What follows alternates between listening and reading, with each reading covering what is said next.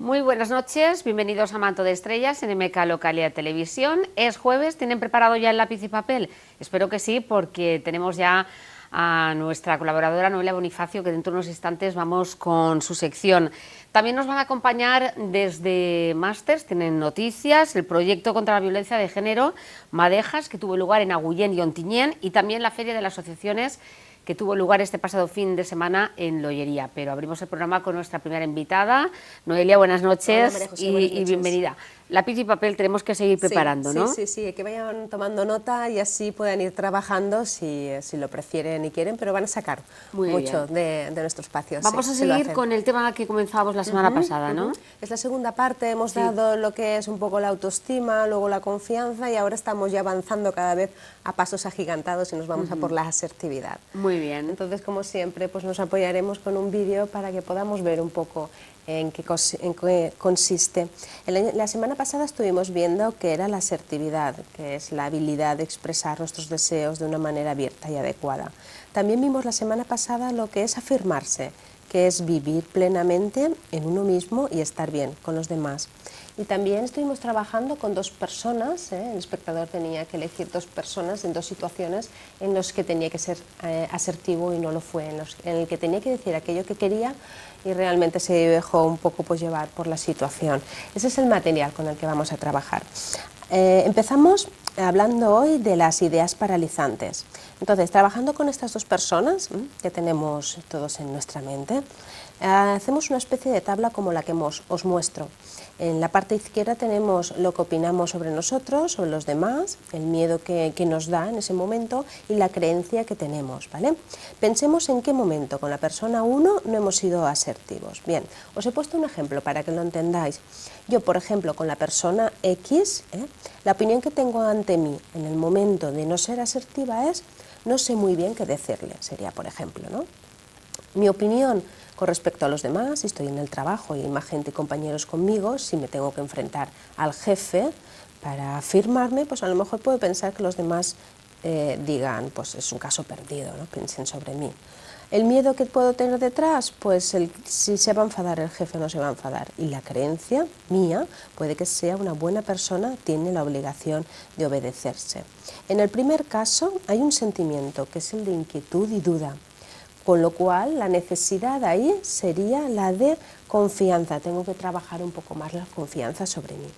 En el segundo ejemplo, pues el sentimiento podría ser de desánimo, ¿no? Pensar que los compañeros pueden pensar algo negativo respecto a mí. Aquí mi necesidad es la de apertura y cambio con respecto a mi persona, ¿no? Y la creencia de que puedo conseguir nuestras nuevas posibilidades. En el tercer caso sería, por supuesto, el miedo y la necesidad sería la confianza de mis capacidades hacia mí. Y en el último sería la inseguridad, porque yo digo, una buena persona tiene la obligación de obedecer. Ahí podría pensar, ¿realmente todas las personas tienen la obligación de obedecer a todo?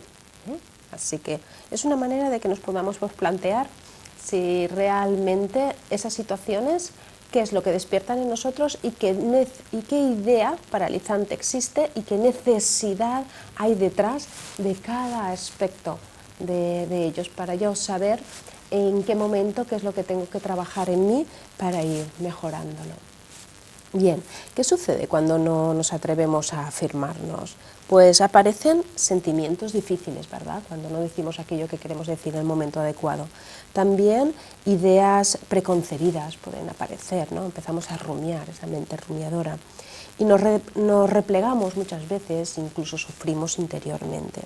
A veces incluso atacamos para defendernos injustificadamente con personas que a lo mejor no tienen nada que ver con esa situación ni con ese momento. Entonces, para salir de este círculo hay que detectar el modo de funcionar que tenemos habitualmente nosotros.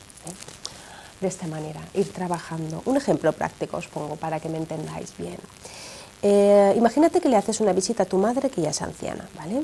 Nada más llegar te suelta, últimamente no vienes mucho, seguro que tienes cosas más importantes que hacer que preocuparte de mí, ¿no? Sería un ejemplo. Bueno, pues ahí tu emoción, tu posible emoción, seguramente puede que sea la decepción y la frustración ante esa situación. La sensación, pues a lo mejor pues tienes alguna palpitación, te hierve un poco la sangre, ¿no? Te aumenta la temperatura corporal. Un pensamiento posible, pues nunca estás satisfecha con lo que hago, sería, por ejemplo. Y una reacción posible, pues a lo mejor hundes la cabeza o acabas saliendo de ahí, ¿no? de esa situación. Bueno, pues entonces, ¿qué hacemos? ¿Qué podemos hacer? Primera etapa. La primera etapa es, si no acepto y no expreso lo que siento, generaré resentimiento. Eso lo tenemos claro. Esa etapa puede ser la que dure un poquito más en el tiempo por la siguiente cuestión. Yo os sugiero que llevéis un diario de autoestima, porque el diario de autoestima permite poner orden a tus pensamientos, te das cuenta expresando ahí lo sucedido un poco cuáles han sido tus pensamientos. La claridad siempre surge de nuestro interior. También hace que disminuya pues, nuestras tensiones, nuestros miedos, nuestros enfados. La calidad de nuestra relación con el otro depende de la calidad de nuestra relación con nosotros mismos, no lo olvidéis. Si estamos cerca de nosotros, seremos más firmes y más fuertes y podremos crear un clima interior más estable. Así que adelante con ese diario. Y la segunda etapa, una vez finalizada esta, pasaríamos a la siguiente, que sería localizar en el diario, por ejemplo, los pensamientos que nos paralizan, esos miedos y esas inseguridades que nos surgen en esos momentos. La tercera etapa sería buscar tu necesidad, disimulada tras cada pensamiento. ¿Qué necesidad tienes para tú expresarte así? ¿Qué es lo que necesitas hacer para salvar esa situación y acabar expresándote y afirmándote? En el caso anterior, pues por ejemplo, yo ante mi madre pues podría ser más comunicativa y a lo mejor pues compartir con ella pues mi situación, el por qué llego tarde, porque estoy ocupada con otras cosas. También trabajaría en mí el sentirme yo más valiosa, por ejemplo, o incluso si tengo hermanos, bueno, igual no compararme con ellos, que tampoco sirve para mucho y entramos en conflicto. Y la última etapa sería ya ponernos en acción. Aquí elegimos dos opciones, ser reactivos o proactivos. ¿Cuál de las dos sería la mejor? La proactividad. La proactividad consiste en reaccionar, en defenderse ante ese hecho. Es cuando nos movemos en nuestro círculo de preocupaciones. Se caracteriza mucho por tendencias mentales como la crítica, la comparación y la competición. Cuando somos reactivos saltamos, decimos las cosas mal dichas en el peor momento, incluso a la persona más inadecuada, ¿no? Y la otra opción es la proactividad.